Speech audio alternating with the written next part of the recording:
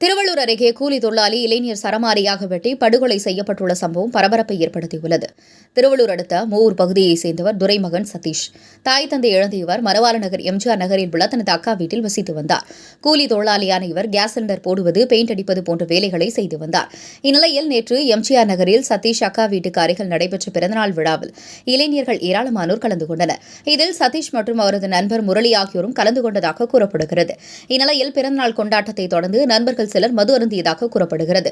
அதிகாலை சரமாரியாக வெட்டப்பட்ட நிலையில் அங்குள்ள ஏரிக்கரை அருகே சதீஷ் உடல் இருப்பதை கண்ட பொதுமக்கள் போலீசாருக்கு தகவல் தெரிவித்தனர். சம்பவ இடத்திற்கு விரைந்து வந்த போலீசார் உடலை மீட்டு மருத்துவக் கல்லூரிக்கு உடற்கூறு ஆய்வுக்காக அனுப்பி வைத்தனர். மேலும் சதீஷ் பிரேத பரிசோதனை குறித்து விசாரணை நடைபெற்று வருகிறது. முன்விரோதம் காரணமாக இந்த கொலை நடைபெற்றதா, இந்த கொலைக்கான காரணம் என பல்வேறு கோணங்களில் போலீசார் விசாரணை மேற்கொண்டு வருகின்றனர்.